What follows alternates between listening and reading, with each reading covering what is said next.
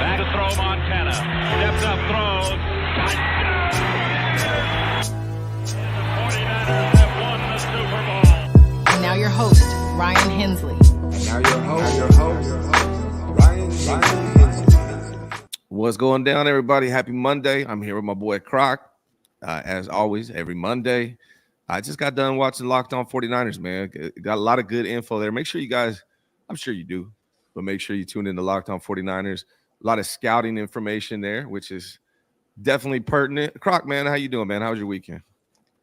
I'm doing good. Weekend good. And I just started. So, do you know what 75 Hard is? Yes. So, for years, I've been listening to Andy Frisella, and I started 75 Hard years ago, probably 3 different times. Failed it. The furthest I've gotten is 18 days. Mm-hmm. And this time I just said, you know what, man? I think this is a good time in my life to go after it. And I thought it was a huge accomplishment for me to like make it to the NFL. I was kind of the underdog in that situation. 75 Hard might be something even more difficult than making it to the NFL. Explain it to people that don't know what it is. So Andy Frisella, entrepreneur and all that, he created a challenge that I think a lot of people think is a fitness challenge, but it's not. It's really more of like a mental strength challenge. And he talked about how, a lot of being able to go through things, mentally, physically, just different challenges, to become an entrepreneur, etc. He felt like a lot of people don't have like that mental toughness. So he wanted to create a challenge that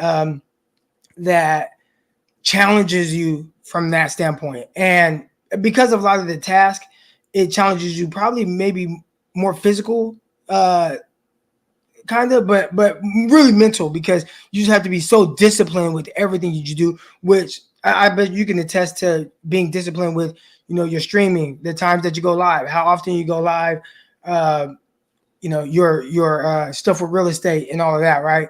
So it's really, really, really a super mental challenge to be consistent with certain things. So you got a few different tasks that you have to do every single day. Drink 1 gallon of water, work out twice a day. One has to be outside. They can both be outside, but one has to be outside. 45-minute workouts minimum each one.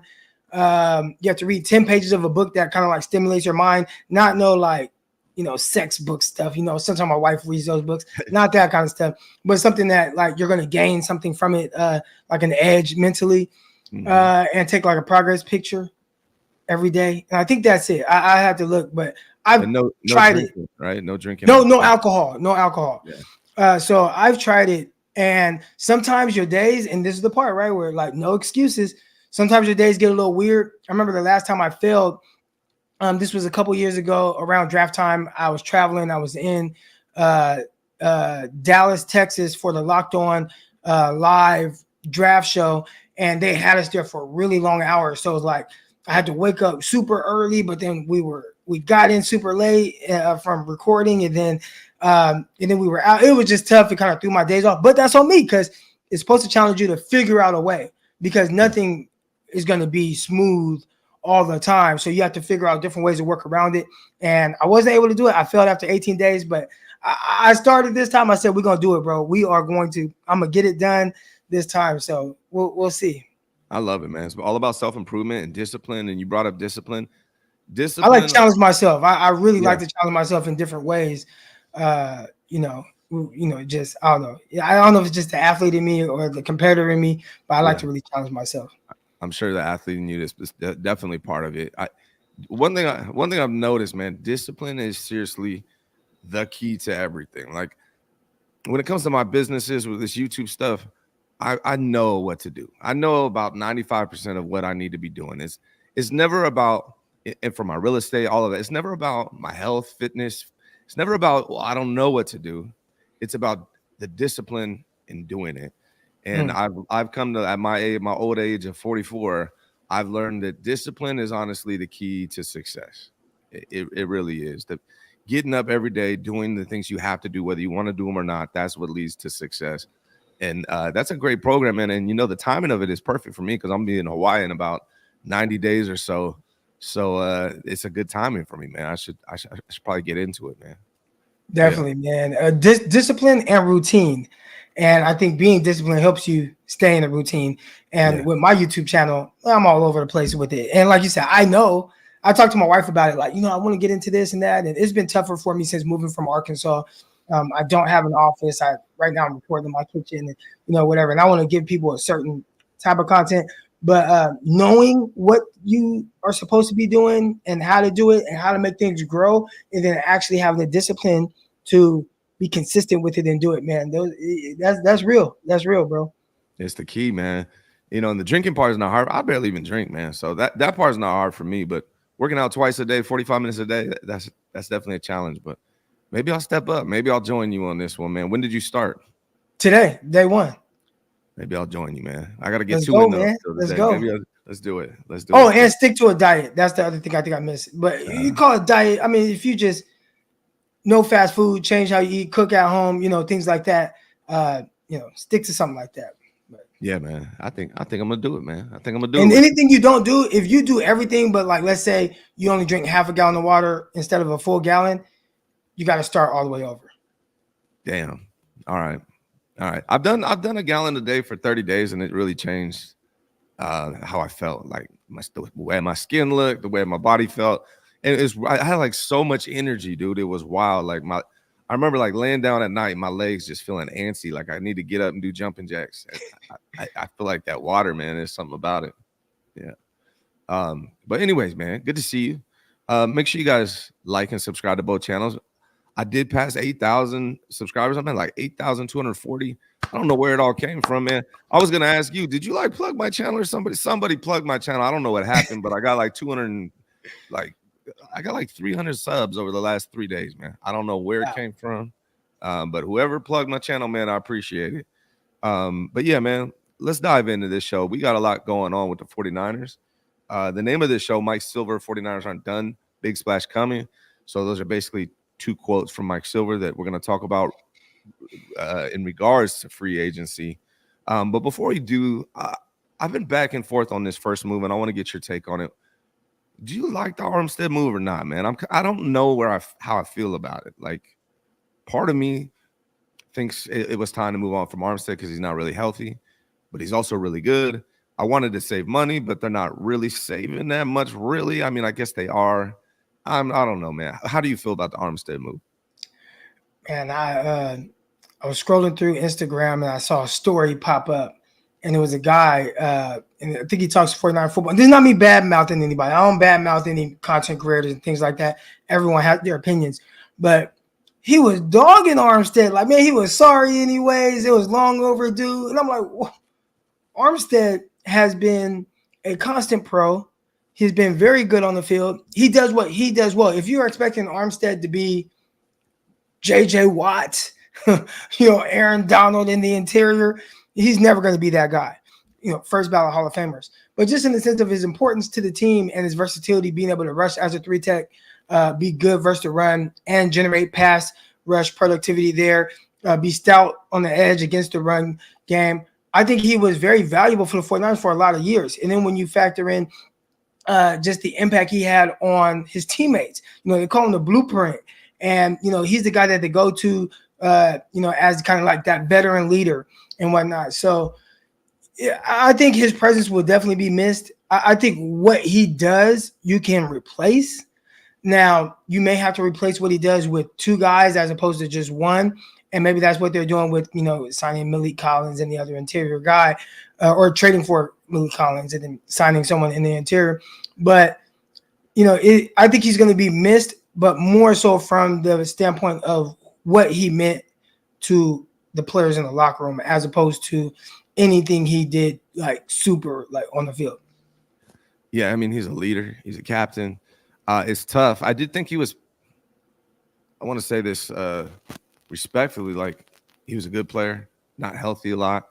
I think his contract was probably a little high. I mean, I hate to judge people's pockets, but it just didn't seem like it was necessarily equal to the amount we got from him, mainly because of his health, honestly.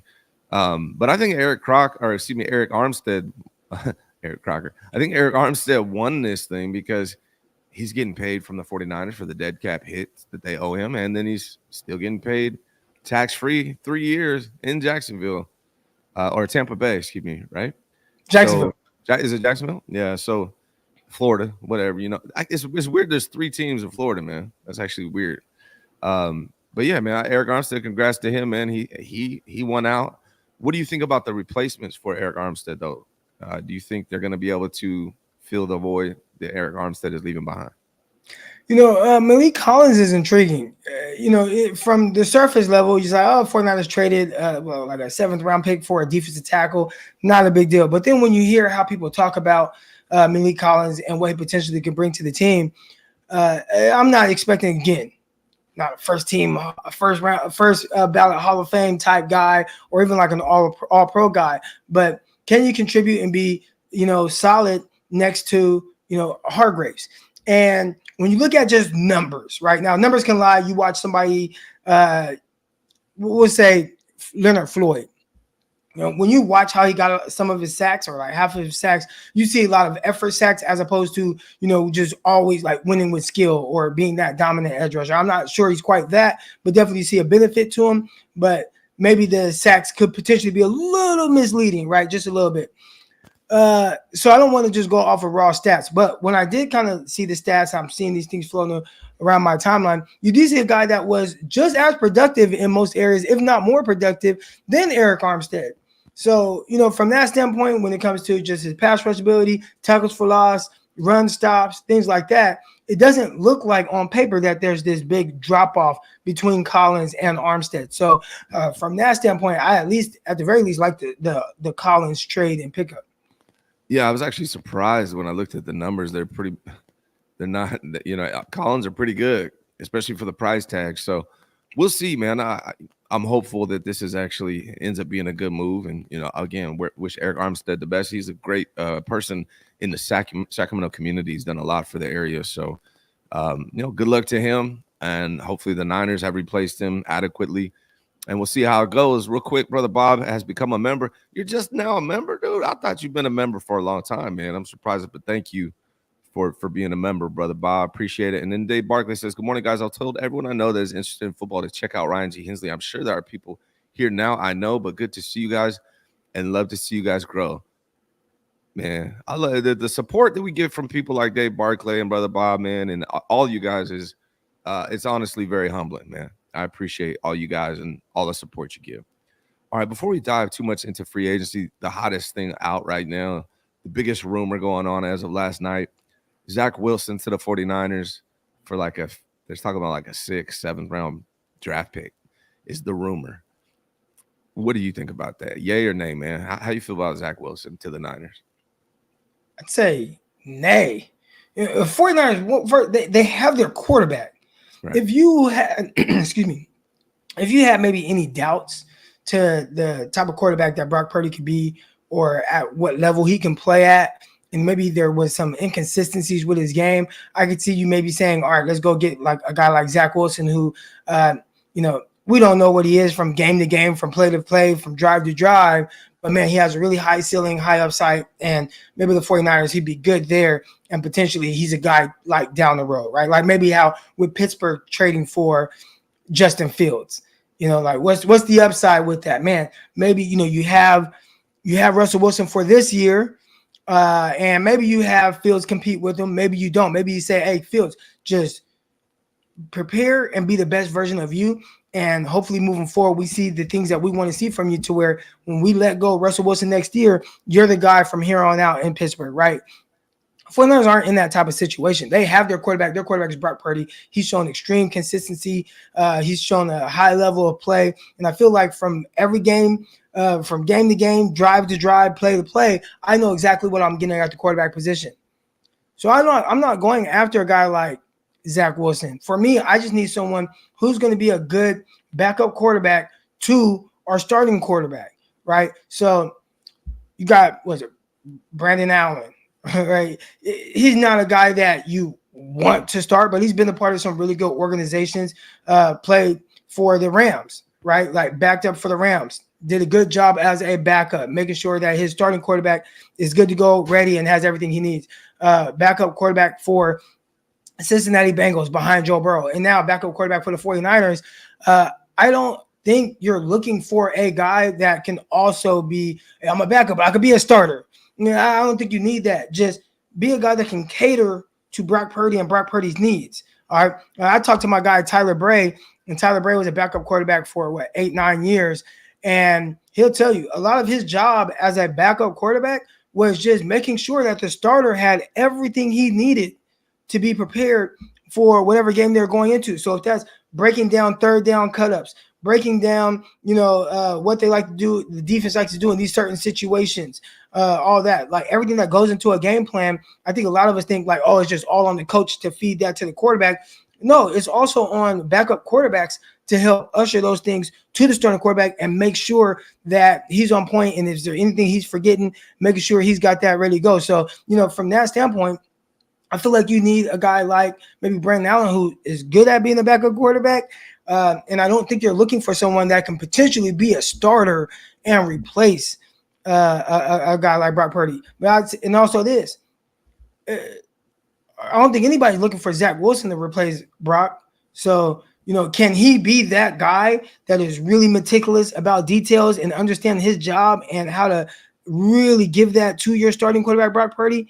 I don't know. He seems kind of all over the place mentally, and you hear about confidence issues or lack thereof, and the situation, whatever it's been in with the Jets. So, this is a long-winded answer, but again, what I initially said, nay, I would be out on Zach Wilson, unless 100%. You have doubts about Brock Purdy. I 100% agree. I mean, a big part of the reason people I don't know if everyone realizes it, but a big part of the reason why they moved on from Trey Lance is because the controversy that comes with having a high draft pick, high caliber player, like, well, at least on paper, right? He drafted early in the first round, Trey Lance. A big part of the reason why they moved on from him is because, hey, we found our quarterback. It's Brock Purdy. We don't need that controversy of a possible replacement sitting behind him within the fan base, within the team. And Zach Wilson was drafted higher than Trey Lance.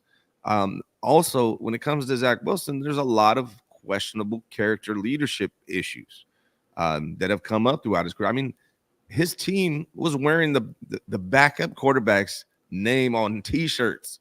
That's how much they didn't like Zach Wilson. As soon as Zach Wilson was benched and what's his name? White, I believe his name is, took over for Zach Wilson, the whole team was wearing T-shirts with the backup quarterback's name on it. There's something weird with his character and his leadership. I said something controversial on Twitter. It was probably I shouldn't have said it, but a lot of times I'm honest, whether I should be or shouldn't be, but I just said my honest opinion.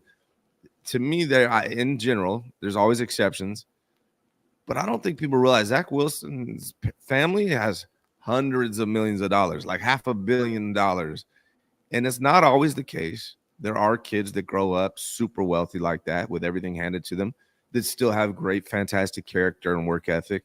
But in general, I seem to noticed a pattern of people that are in those situations. They just don't stack up against the people who I seem to think are the best people in the world, which are the people that have overcame a ton of adversity in their life. Those are my favorite people that have been through it and back, didn't have everything handed to them, and overcame all of that despite all of those things. They seem to be really, really great people. And that's typically what I look for in leaders, which is what a quarterback is. And I think that may be part of the reason why Zach Wilson has leadership issues, if I'm being real. Well, I don't know. I mean, I came from a lot of money, a lot of wealth. No, I'm joking. I grew up hella poor, but hella poor. No, but rich in spirit. There we go. I was rich in spirit. Rich in spirit, yeah. I think that does have something to do with maybe the way he goes about things, right? And there are some people that can go out there and even if they don't come from money, but now all of a sudden they have a lot of money. That's a big thing. You never know with a lot of these players, how are they going to react once they get the big money, right? Like, how are they going to continue to prepare as if they were chasing the money? Now, there are some people that do. Let's say, I brought up Russell Wilson earlier, but Russell Wilson, he's made a lot of money in the NFL, but I feel like he continues, even if the results aren't the same, but he continues to prepare at an elite level, as if he is still trying to earn that first contract. Now, again, the results might not be the same as what they were early in his career, but the preparation is. Tom Brady, as long as he played in the NFL, as many millions as he made, having his ex-wife, how famous she was and how much money she made, which, I mean, if you Google it, it's like she was making like more money than Tom Brady. Tom Brady is making like an NFL salary, which I don't even know how the hell the models get paid that much, but making a lot of money, right? And still his preparation and his relentlessness and just maniacal approach to the game was extremely high. So you have seen guys, again, whether they come from it or not, that can do it. But I do think that when you start to see a drop off in some people's play, a lot of it is because either they maybe came from money and they just like playing football, and now all of a sudden this grind that it takes to be good every game, not really feeling that. So let me just, you see them kind of wither away. Or maybe a guy that comes from money and it's like, why are you putting yourself through this? Why are you putting yourself through this emotional roller coaster? You guys own JetBlue or whatever it is. Yeah. You don't got to worry about none of this stuff, man. Just go about it. If it happens, good, then great. If it doesn't, all right, whatever. And he's had to go through some humbling things. I'm curious to see how the next part of his career shapes out.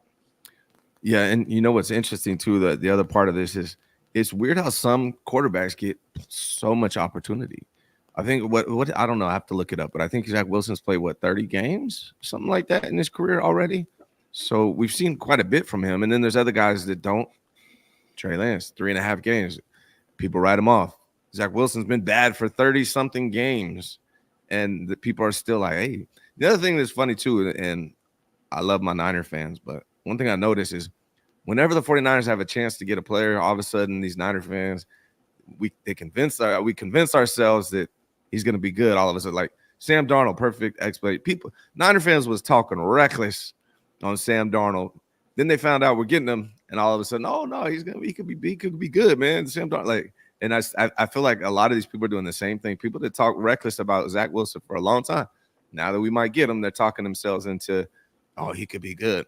But in general, man, I think you're right. Brock Purdy is our quarterback. They got Brandon Allen, who is a backup quarterback. The definition of a backup quarterback. To me, Zach Wilson's had plenty of opportunity. Go for a rookie. See if you can find the next Brock Purdy. Draft a guy or under UDFA for your QB3, or maybe he'll supplant Brandon Allen and be QB2. But that's the way I would go. I would go rookie with it personally. How would you approach that other quarterback spot? Do you want a rookie? You want a veteran? How do you think they should do that? Yeah, no, definitely. I would go the rookie route. Again, I like Brandon Allen. First of all, most teams in the NFL, you look at their backup quarterbacks, a lot of times it ain't this guy that's going to light the world on fire, right? Like there are a few I feel like that could come in and really kind of keep the ship steady. A guy like Gardner Minshew, Gardner Minshew, I feel like could really come in and like, man, we might still be able to do something with him. That's what I wanted, bro. That's what I wanted.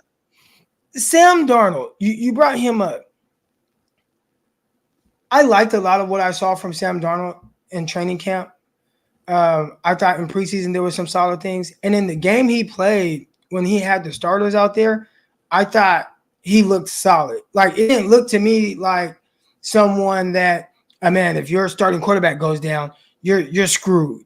Like it looked like, man, he could do some things, make some throws. He can run the offense. He can move. He can make plays with his legs. Now, can he elevate whoever the hell else he started playing with after your starters exited the game in week 18? Maybe he's not that guy, right? But just in the sense of being a solid backup and a guy that could come in and potentially win and run the offense and make some throws, I thought he was able to do that. But am I going to pay him $10 million, which is what he got with Minnesota? Absolutely not. Absolutely not. So, if you want kind of that kind of guy, and we go and see what, and I see people saying stop. Crazy thing. I don't know what people were expecting to see from Sam Darnold with backups, but I didn't expect it to look good. I don't expect anybody to look great with. Hell, you had a starting quarterback, Brock Purdy, and I've talked glowingly about Brock Purdy, about how steady he is, and I know what I'm getting from play to play, and etc. But the moment he lost Deebo Samuel and Trent Williams, you lose 3 straight games, and everybody's like, "What?" But you don't have everybody. You lost Debo. You know what I'm saying? So how are we judging Sam Darnold, who I thought did well when the starters were in there? He had 2 drives, 2 touchdown drives, and another drive where your kicker missed a field goal. The starters left, and then they looked different, and he looked different. And I think a lot of y'all say the same thing about what the 49ers looked like during the 3-game stretch when all you were missing were 2 starters, right? And you still had CMC, and still had George Kittle, and still had Brandon Aiyuk. So this isn't me trying to say that Sam Darnold is this amazing quarterback, but I would say I thought he did some good with some of the plays he was able to make, throws he was able to make, and if given a chance with the 49ers full roster, I don't think that he would have been this terrible quarterback. That ain't saying he's going to be great. I just don't think he's nearly as bad as a lot of people say. That is it. But hey, you know, maybe I'm tripping. Maybe Croc needs to stop. Yeah, man. I mean, Sam, if I'm running a team, man, if I know you're not that guy, I'm not gonna spend money on you. I'm gonna keep looking for that guy. You know, that's just how I feel. And I feel like Zach Wilson's not that guy. Maybe Brock Purdy is, but if I'm gonna invest in a backup quarterback for him, we already got Brandon Allen, who's he's a backup quarterback. That's his job. I'm going to go get a rookie. Maybe I can find the next Brock Purdy and trade him later on, or maybe he might be an upgrade over Brock Purdy. Who the hell knows? You know, that I would approach it. I would. I think I forgot the answer. I would go the rookie route. Again, you got Brandon Allen, cool. All right, you know, solid backup. Let me go with a rookie as a third quarterback. Maybe he doesn't make the active roster. Maybe he ends up being a practice squad guy, but I definitely would be looking for someone, you know, late day 3 that – does he have some intangibles that we like? Does he do the things that Kyle Shanahan likes? What does Kyle Shanahan like? Can you play with timing and rhythm? Can you be efficient? Can you make the NFL throws over the middle when that back foot hits the ground? And obviously, you know, be a guy that's smart. So if you can do that, and you'll find some college guys that can do that, that will be later. They probably won't go with like a Spencer Rattler or, you know, one of those type of guys, but maybe a Sam Hartman who's a little undersized, but he has some moxie to him, right? Who's that guy from Western Kentucky? I'm trying to remember. This year or last year? Yeah, this year, Western Kentucky. I don't know. I know they did have Bailey Zappi like a year or 2 ago, but I don't know about this year. I'm trying to remember if it's Western Kentucky. But I watched a little bit of him. He's got a cannon, man. And maybe I like cannons too much. Maybe that was my problem with Trey. I love like strong arm quarterbacks, and I know that that's not really. At the end of the day, like processing is more important, but he's interesting to me. There are some offenses where I do think it is more necessary to have the big arm. I think with the way that Kyle Shanahan has structured the offense, at least in recent years, arm strength is not a big priority for a quarterback in this offense. Is, you know, Brock does not have a big arm. You know what I'm saying? But it's just, if you could just play with timing and rhythm and hit these 15 to 20 yard throws, which if one of y'all got out to a football field and threw the ball as far as you can, it would go past 20 yards. You know what I'm saying? You don't have to have the biggest of arms to do that, but you do have to be quick with your processing. I think if he can have that guy, you're good. But, you know, if you do want the big arm, there are other offenses where I feel like it's more necessary to have that arm. And there might be certain moments where it's more necessary to have the bigger arm. But for most of the games, the 49ers keep their quarterback out of that type of situation. Yeah, and that's why I think, you know, Brock is great for this system. The system is great for Brock. It's a good match, good marriage, because he's good at what Kyle wants, and kind of a perfect match. All right, let me get through a couple of these super chats. I got a lot more to talk to Croc about. Brother Bob says, member for 7 months, switched from Visa to MasterCard. See, you should just put your black card in there, bro. Unlimited, put that black card in. We would have been straight. GTC says, hide your mama, Zach Wilson is coming. Yeah, dude, he slept with his best friend's mother. His best friend. I think it was his mom's best friend. Is it? But I don't know. Either way. I think it was mom's. I think it was his mom's best friend. He was clapping cheeks. You got to learn when it's not worth it, Zach. You got to learn when it's not worth it. Sometimes it ain't worth it, brother. It says, please no Wilson. He's a virus. Yeah, that's kind of what I feel about him, man, a little bit. He just doesn't have those leadership qualities. His teammates, it was weird. I posted about him yesterday, and everyone's like, "Oh, his teammates love him." Like, where are you seeing this, bro? Like Zach Wilson's teammates? Yeah, I've heard the exact opposite about this guy, man. Yeah. So There's nothing that I've heard them say that leads me to believe that they were behind anything with Zach Wilson. bro, Especially not the wearing moment. I remember, t-shirts. especially when he I think this is when they were done with him. Zach Wilson played a game against the New England Patriots where I think they scored 7 points or 3 points, something crazy. And at the end of the game, because they lost on the punt return, the defense like balled out. And I want to say the final score was like 10-7 or something like that. Like the Jets punted the ball, then the Patriots ran it back as like time expired, something crazy like that, right? So they ended up losing. And I think the offense had like 1 first down the whole game. Really wild game. Terrible offensive performance from the Jets. And then the press conference, they asked him about, does he think the offense could have played better? Oh, yeah. And he was like, nah, like the offense played good. It was like, wait, what? And I think that's when he lost a lot of his teammates. You can't throw your first of all, your defense balled. Like your defense balled out. Right. And then you're like, nah, like offense, we were good enough to win. No, you weren't. You had like 1 first down all game. It was like really wild. It was really wild. Yeah. So I don't know about the teammates getting down with that guy. And anytime I heard what's the kid named Wilson, the receiver from Ohio State, the rookie, or not rookie, but second year this past year.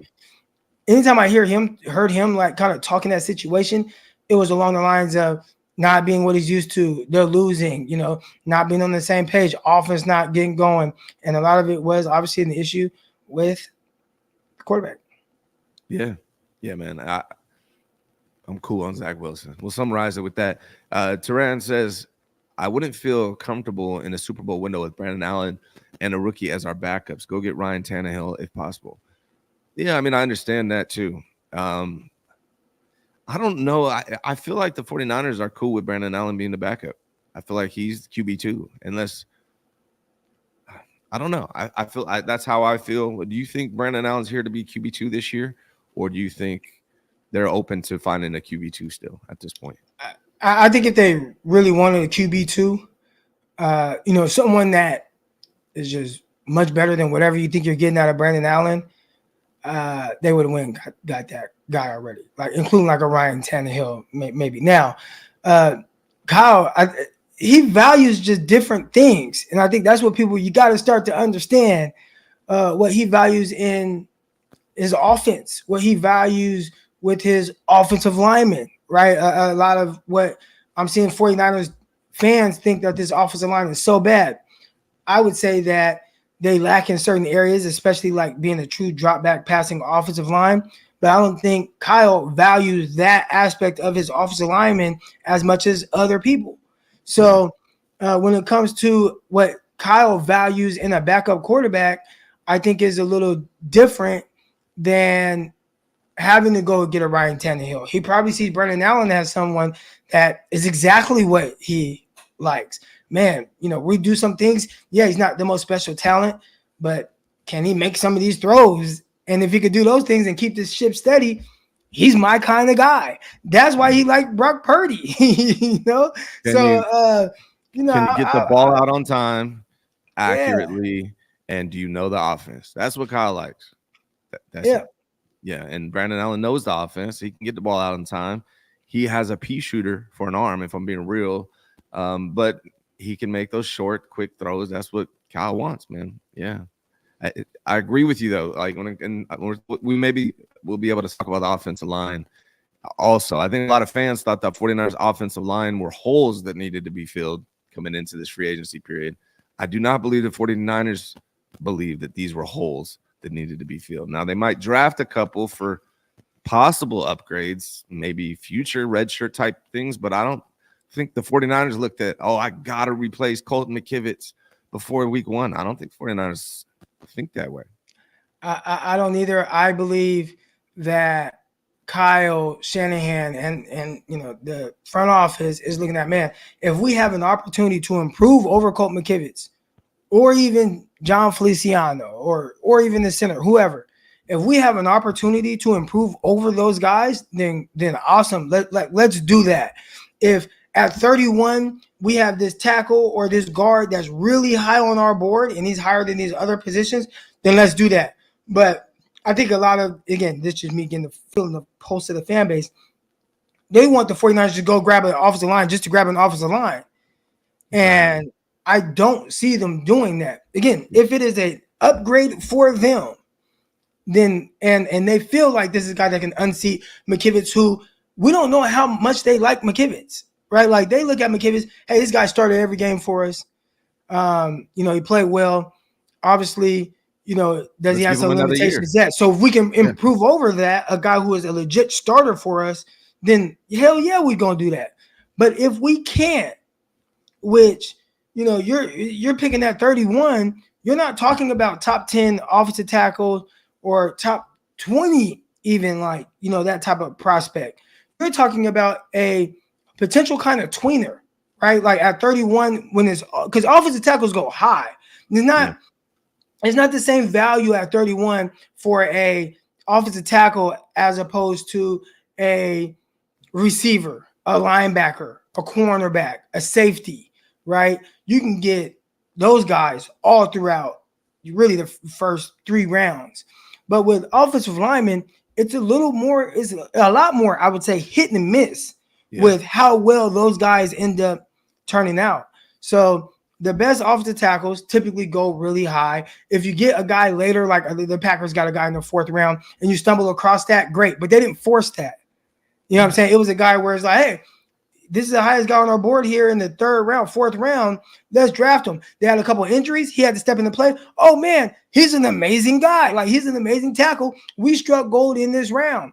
Oh, 49ers draft Spencer Burford in the 4th round, and obviously it hasn't worked out. But this is a guy that stepped in. He started day 1 for them, and he had to rotate and do all that stuff for Brunskill and all that. But it was like, hey, this is a potential starter, which I bet when they drafted him in the 4th round, they weren't really thinking, oh, he's going to be our day 1 starter. So I wouldn't expect the 49ers to just say, at pick 31, no matter what, we are drafting offensive line.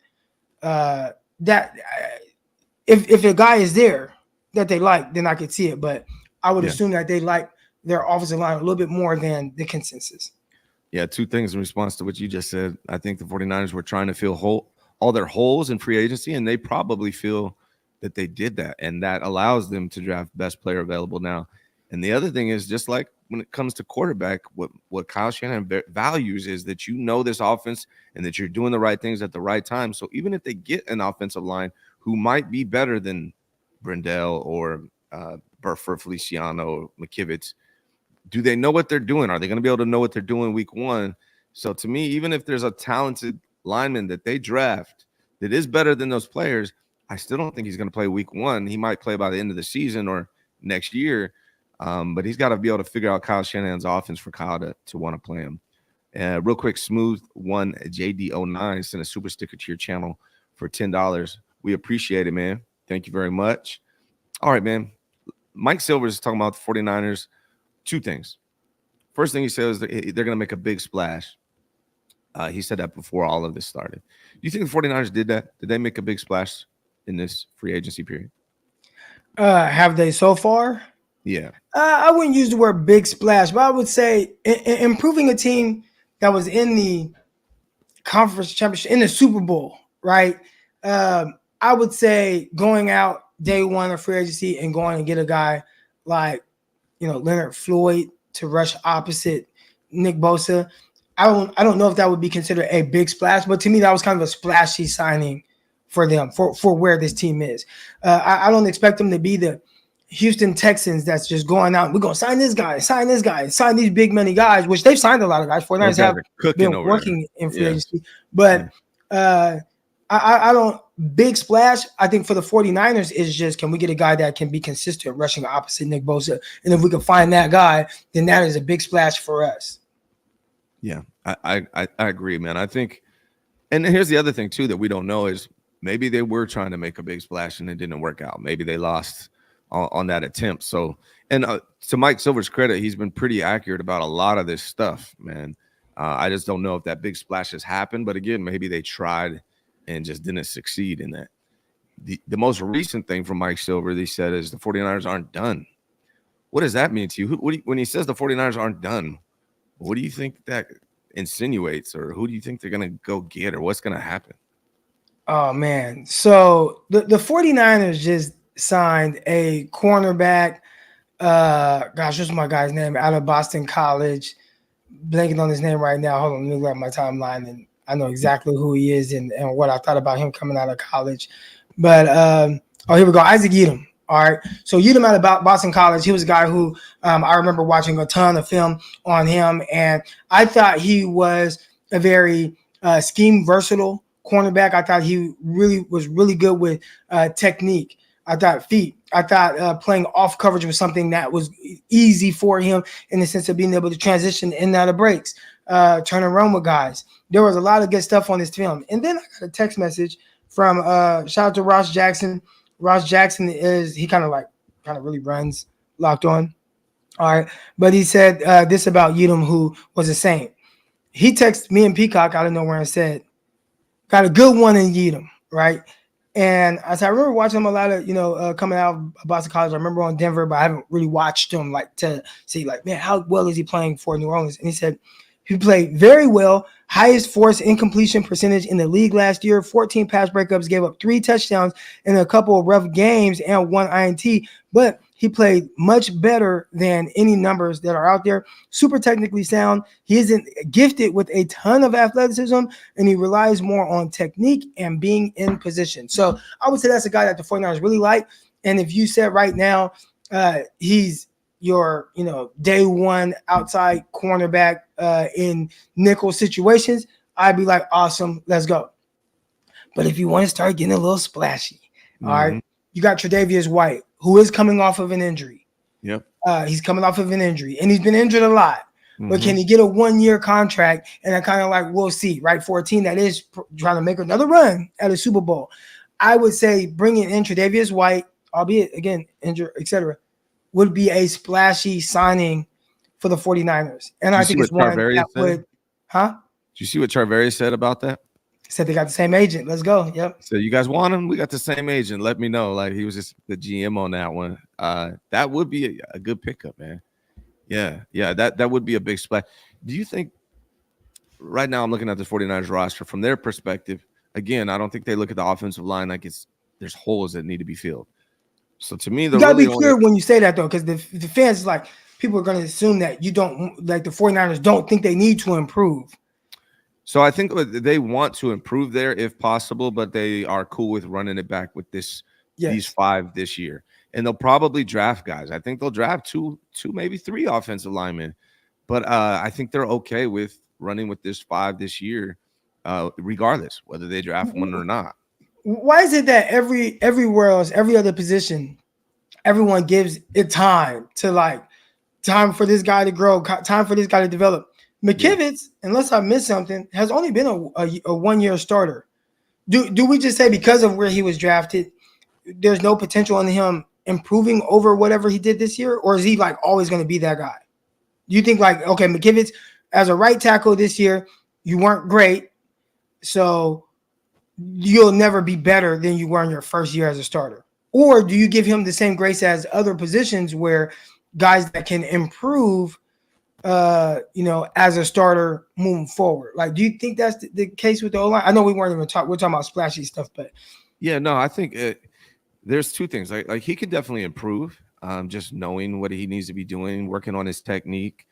But there's also limitations based on your overall talent level. And a lot of the times, not all the times, sometimes it's just misevaluation, but a lot of times, what is he, a 5th round draft pick?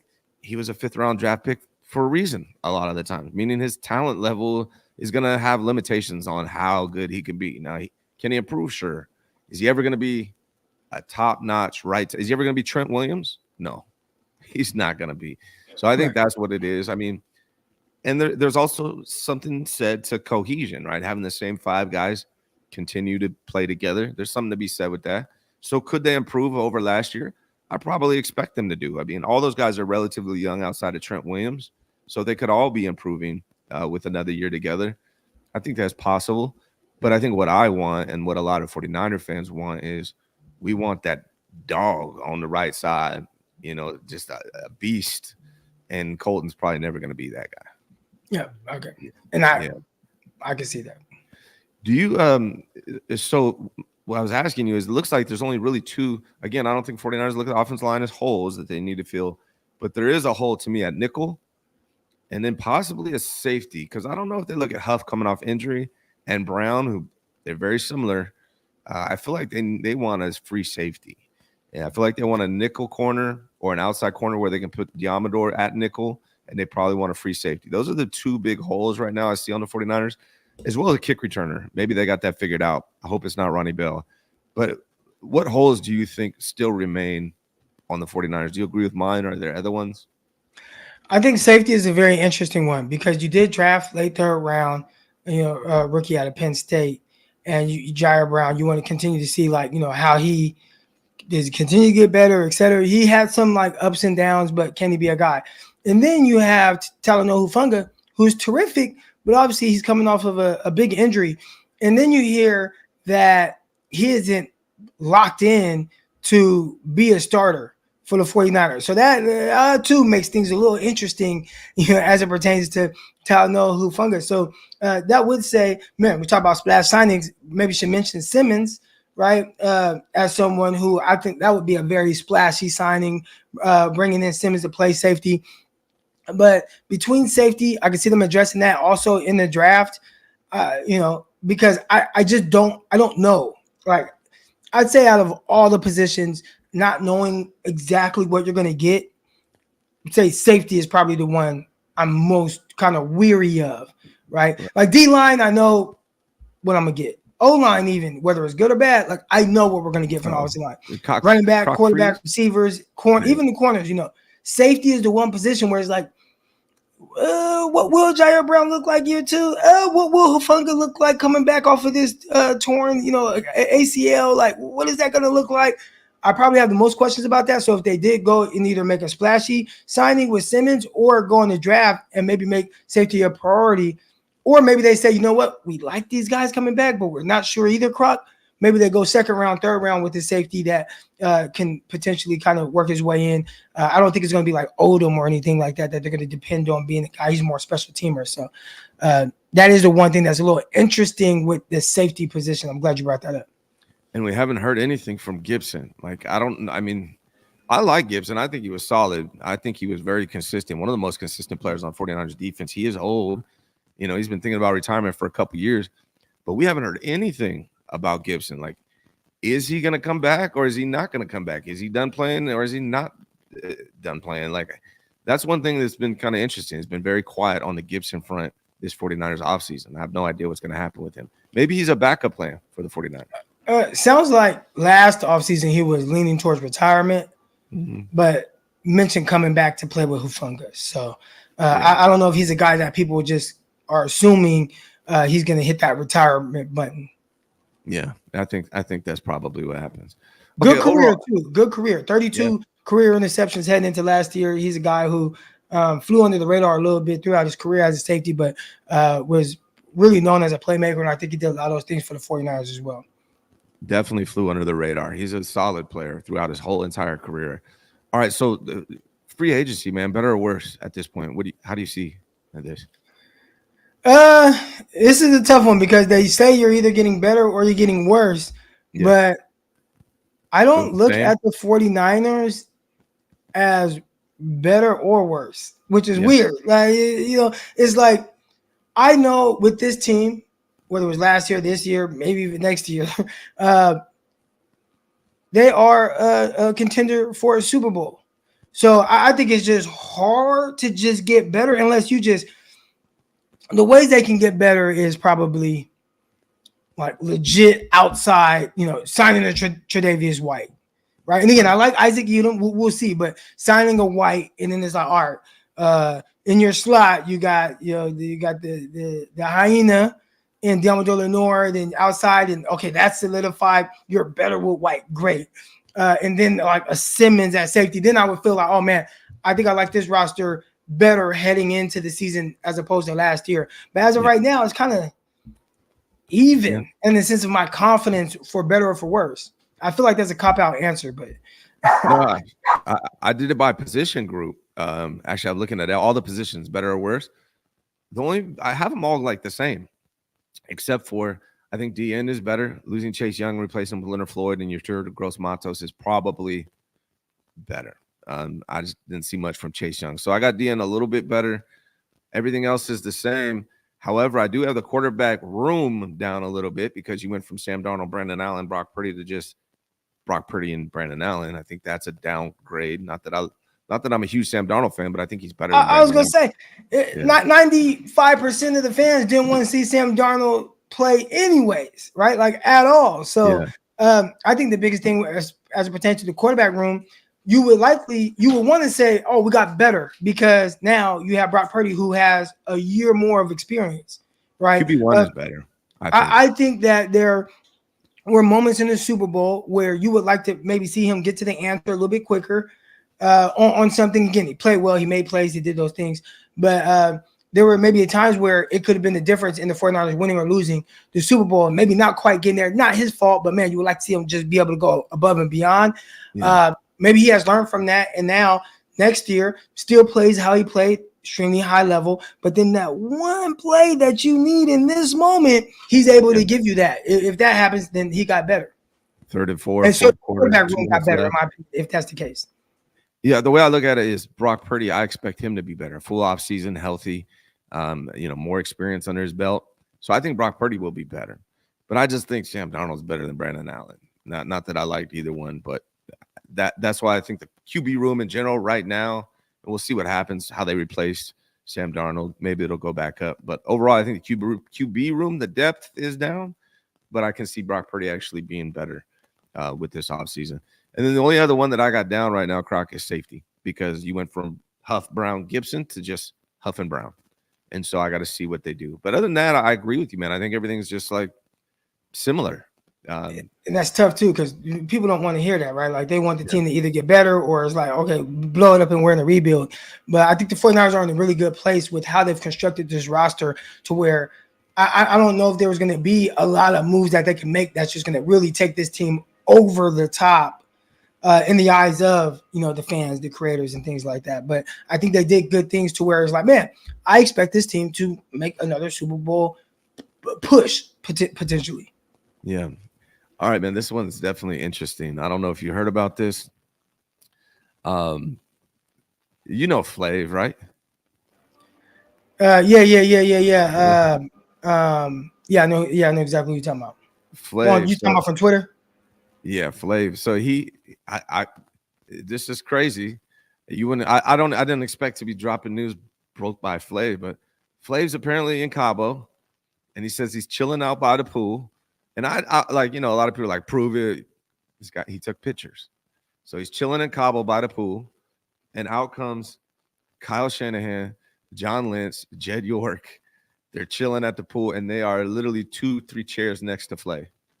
And Flav took a picture to show me, to show everybody that he wasn't lying. And he's hearing their whole conversations.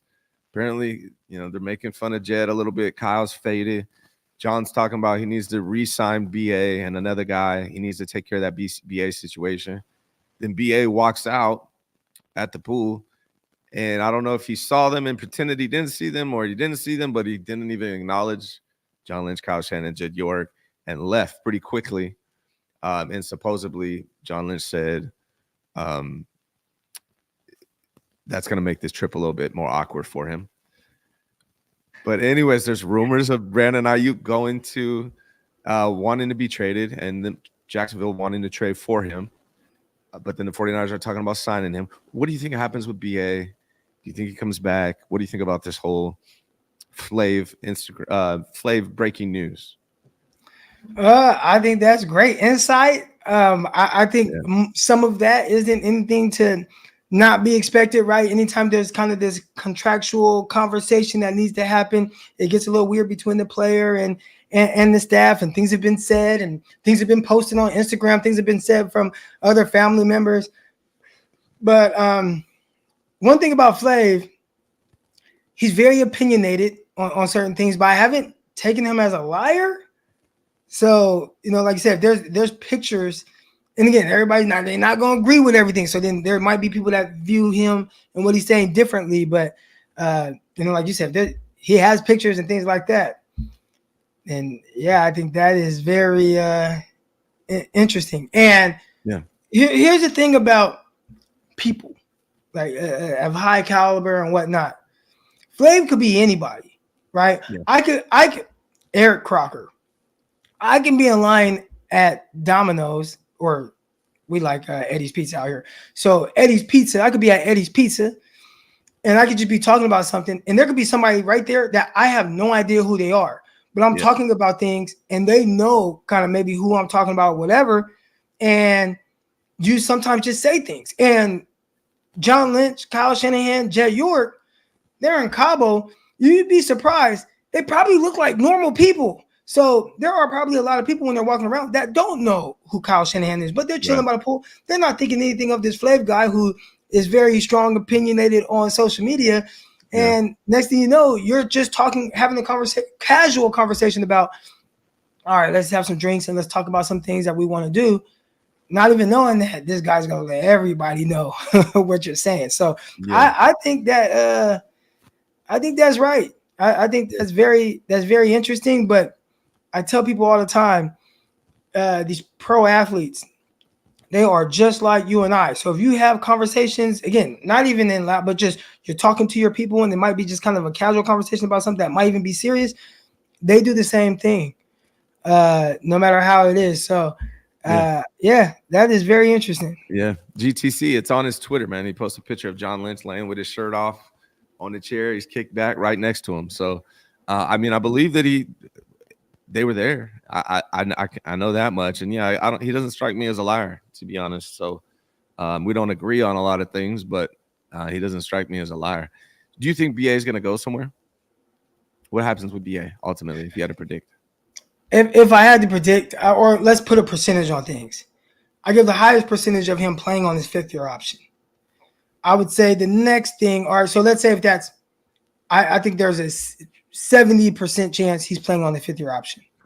I say there is a 20% chance he gets a contract restructure, extension, and he's happy with it. Now I give it a 10% chance that he's shipped off. Now, again, there is a chance, and there's a lot of people that just want to write it off at, oh, no, he's just going to be a Niner. He's going to be a Niner forever.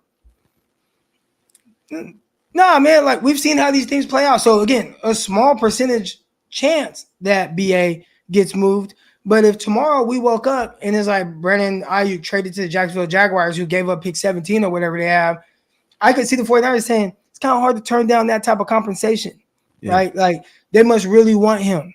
And, okay, let them trade and have to deal with contract negotiations, similar to the Buckner thing. But I bet they wanted Buckner to stay. I bet they want him to be there long term. But, okay, we're not close in numbers. They didn't even want to counter. We know how they can get in business sometimes. And it would be a move that's just that is just business. So, again, I give it a 70% chance he plays on the 5th-year option. I think that's most likely going to happen. 20% chance they extend his contract and he's locked in for the next 4 or 5 years or whatever, and a 10% chance he's traded to a Jacksonville Jaguar or whatever. I'm surprised you have his 5th-year option so high. I mean, to me, it seems like they're either going to work it out or they're going to ship him off. But you think 5th-year option is the highest probability? Yeah. No, let me read this one real quick from Terrence. Says, I think fans are a little impatient with the O-line because it makes your offense move more effectively and because they want the QB protected.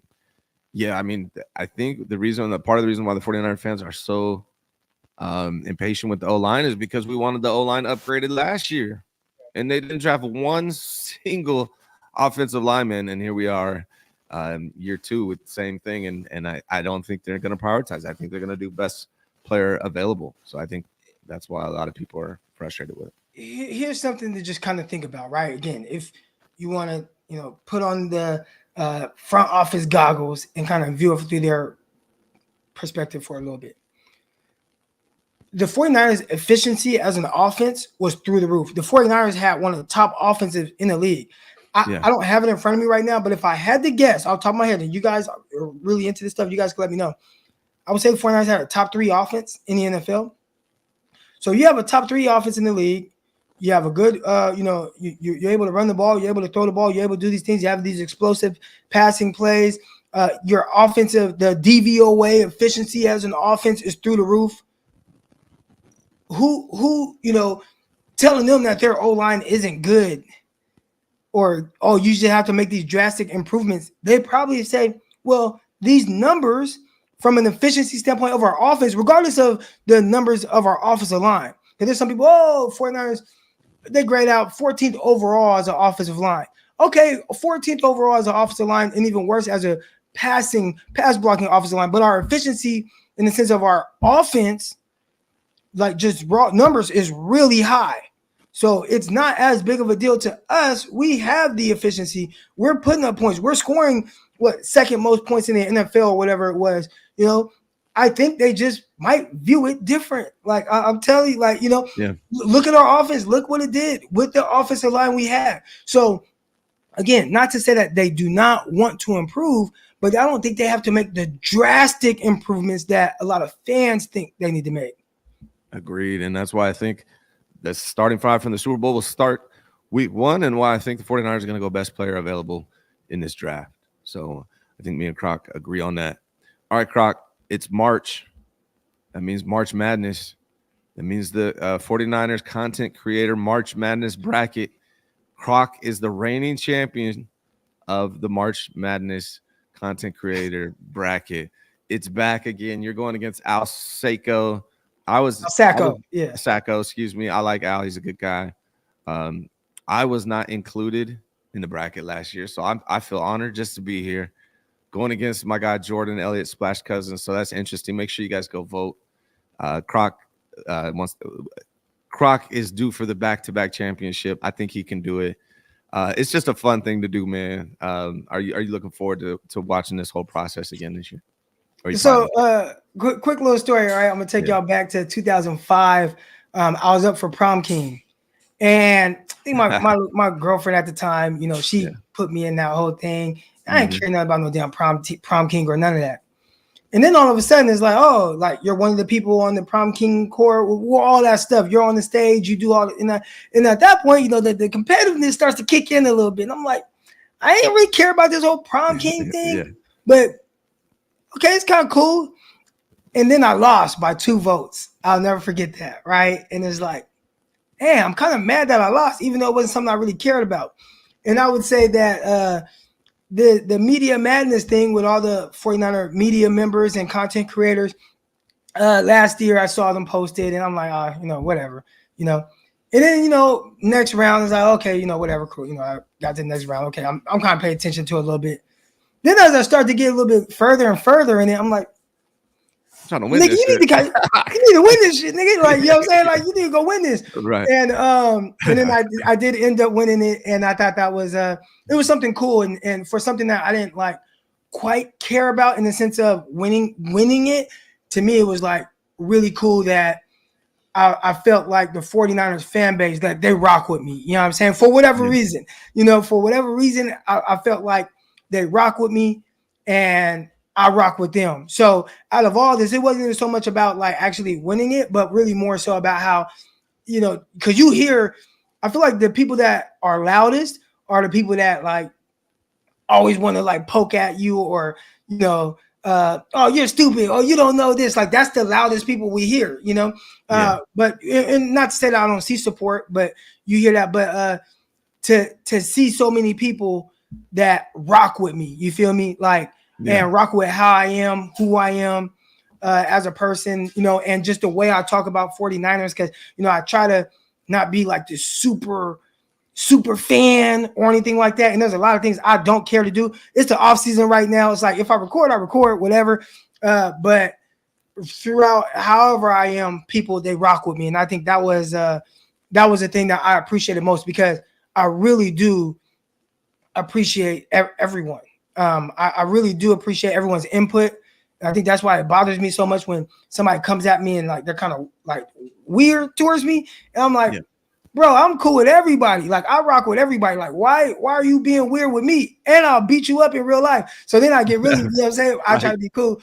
Right. But Yeah. I genuinely appreciated winning that. Not because of just, oh, you won this award, but like, oh man, 49 fan base, like they messed with me tough. So that was cool. Back to back, I don't know about that, but it was cool at least to win the inaugural one. You might be the Kansas City Chiefs of the 49ers content creators with the back-to-back championship. Yeah, man. One thing that I wasn't prepared for when I started doing this is how much random hate you get for no reason. Like I get crazy hate. Like somebody, look, I'm gonna prove it right now. Look at my mustache, man. Hey, what's up, buddy? How you doing? How you doing? He said, "How you doing?" Wow, what a cute kid. Yeah, it's my daughter Pickle. Yeah, Pickle. That's a cool name, and your hair looks amazing, Pickle. You must look like your mom because you're a cute kid. Good to see you, Pickle. I miss having kids that age, man. It's been a minute. All my kids are grown and are like 16 is my youngest. So enjoy it, Croc. It's gonna go by quick. Pickle's gonna be a big pickle at some point. Yeah. Well, let's wrap this up, man. Make sure you guys all go vote for Croc. Vote for me, even though I love Jordan Elliott on the bracket. Make sure you're liked and subscribed to both channels. We very much appreciate it. Pickle appreciates it. Right, Pick? Want to say go 49ers? What is it? You want to say it? Why you being shy? Awesome, man. Well, good to see your daughter, man. Thank you guys so much for being here today. We're going to get out of here. We'll be back next Monday. Croc and myself. You guys enjoy your week, and we will see you soon. See you, Pickle. Thank you so much for watching the Ryan G. Hensley Show. Your support is greatly appreciated. If you haven't yet, subscribe to the channel. The Ryan G. Hensley Show is brought to you by Hensley Real Estate and Mortgage. I've been operating my real estate business in the state of California since 2009, and I would love to help your family. We are also sponsored by Hensley Solar. I can put solar on your house in up to 38 states.